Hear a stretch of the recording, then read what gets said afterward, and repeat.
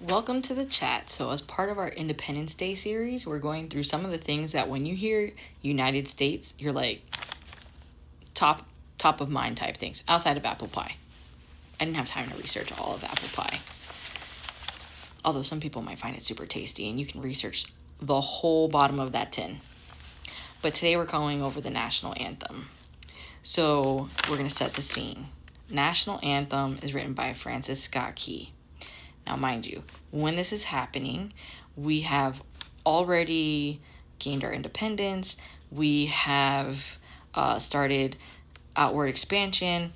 Kentucky and Vermont have now become states. So now we are a nation of 15 states. The 13 original colonies, which became states, and then these two.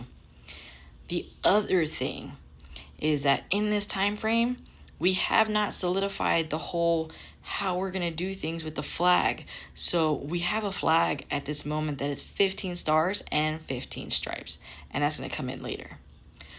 Background. We are now 2 years in to the War of 1812. What's the War of 1812? Great question. Not a lot of time, so we're going to summarize it. Pretty much, Britain was being a big old bully because they didn't like the fact that we were independent of them. So they started interrupting our trade routes. They started blocking our westward expansion. And we were pretty much like, no, can't happen. We're sick and tired of your crap, Britain, okay? You can tell King George to... bleh.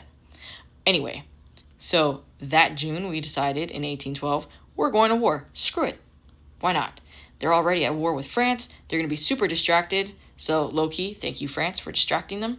Because we had so many victories early on in the War of 1812 because of the fact they were spending all this money fighting France because they didn't think that France would be able to fight them back.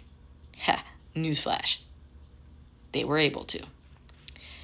Anyway, we were doing pretty good up until August of 1814, where they decided to go march into D.C. and they burned down the White House.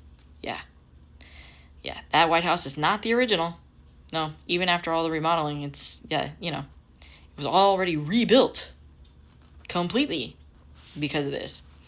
Now, little sidebar fun fact is that the National Monument in Washington, D.C. is 2 different colors due to this. This is what happened.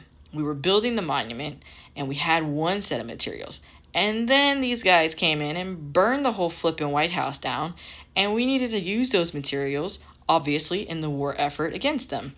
So we had to pause building this monument, especially because we didn't want it as a target.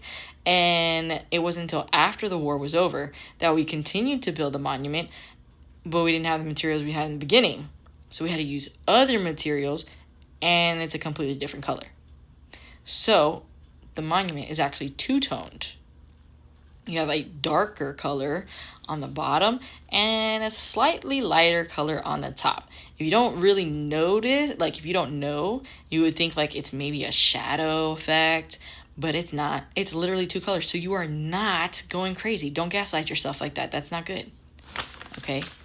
If you haven't seen it, you should go to DC and you should go see it. Especially when the Japanese cherry blossoms bloom. I hear that's amazing. I haven't gone when that happens, but that is on my bucket list. Other than that, though, it is pretty cool. Anyway, setting the scene.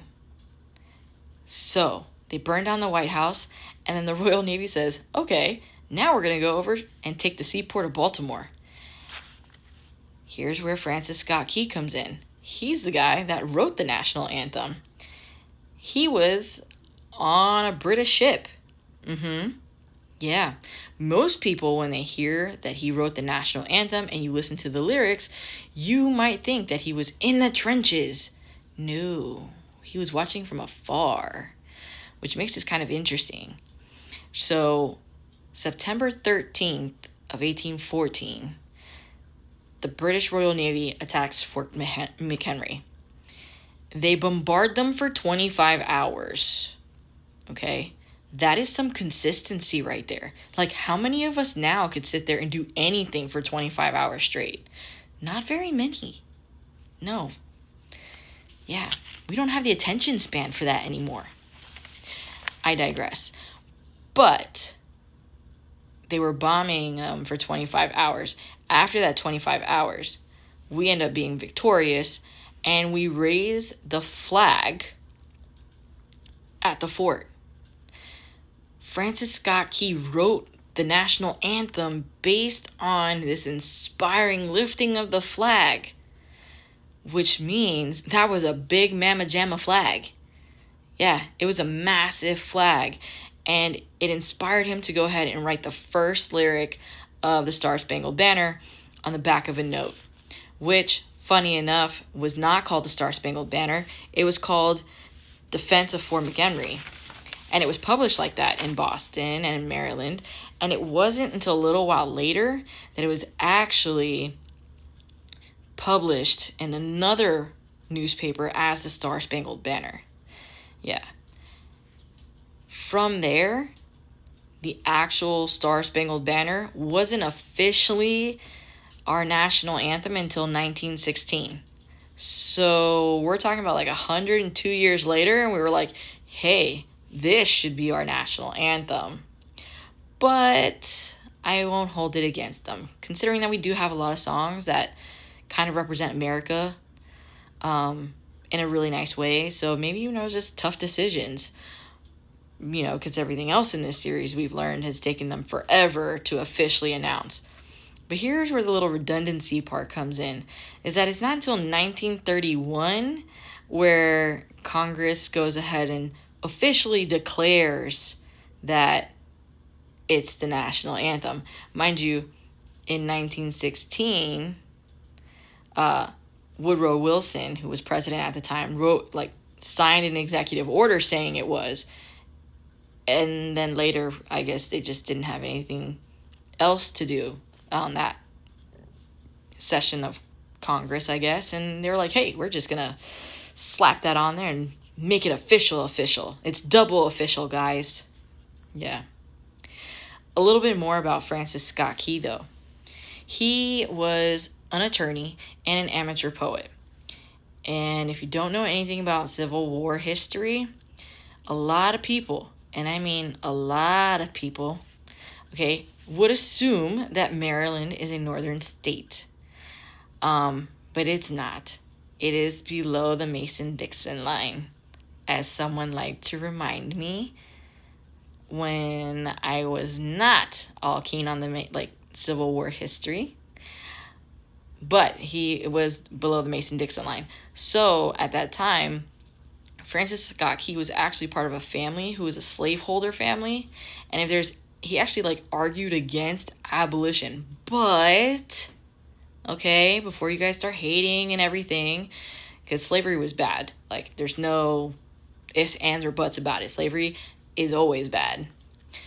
He actually voiced his opinions on the atrocities of it and felt like abolition wasn't the solution, because he felt like we should have returned the slaves back to Africa, and he was a part of a mission to do that, which eventually led to modern day Liberia. Yeah. So, in a really dark time, this slight sliver of hope, right? If you like what you heard or you want to know more, go ahead and click that plus sign. You can always add a comment on any of the topics that you want to go over, because I'm open, I'm down. I'll do the research. I go to the library. I'll look it up. Until next time.